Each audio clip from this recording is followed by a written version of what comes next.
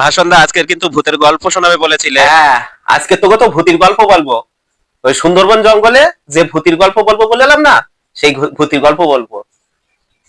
সব আলু দুটো ধুরে বসে রাখিস, কিন্তু ভূতির গল্প শুনলে আলু আউট হয়ে যাবে।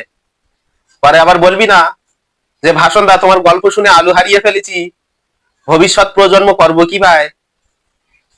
সে বিশাল ঘন জঙ্গল। সুন্দরবন জঙ্গল খুব ঘন ছিল, তাই না? তা ঘন হবে না? তখনকার দিনে এত গাছ কাটতো কেউ? যত মানুষজন বাড়তেছে তত গাছ কাটা বাড়তেছে। তো ভাষণ দা তুমি কোনোদিন ভূত দেখেছো? তা একদিন বাবার সাথে জঙ্গল করতে গিয়ে ভূত দিখেলাম, একদম কাছেতে ভূত।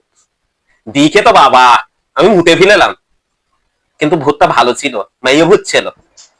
মেয়ে ভূত? আমার সাথে প্রেম করবে বলে হলো ভূতি। তা ভূতটা দেখতে সুন্দর ছিল, ওই জন্য আমি ওর প্রেমে পড়ে গেলাম। ভূতেদের ভিতর দলাদলি ইউনিয়ন ছিল? তা থাকবে না, ভূতিকে ভিতরে ইউনিয়ন থাকবে না? বিশাল ইউনিয়ন ছিল, দলাদলি ছিল।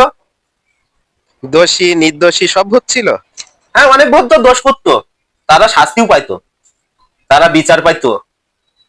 কোন ভূত যদি দোষ করতো না, তাকে ধরে ধরে শাস্তি দিত। কে শাস্তি দিত? ভূতির রাজা ছিল না, ওই রাজাই তো শাস্তি দিত, দেওয়াতো।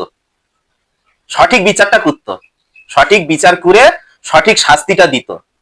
তুমি রিসেন্ট কোনো ভূত দেখেছো ভাষণ দা? হ্যাঁ, রিসেন্ট ভূত দিকেলাম তো।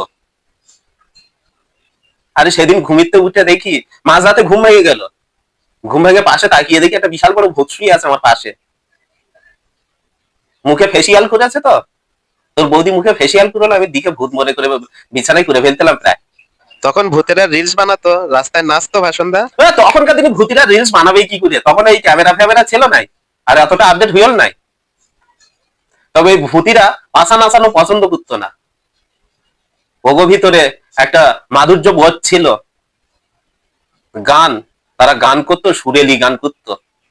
বাবা, ভূতেরাও গান করতো? খুব ভালো গান করতো, তাই না? সেই সব ভূতিরা ছিল সম্মানীয় ভূত।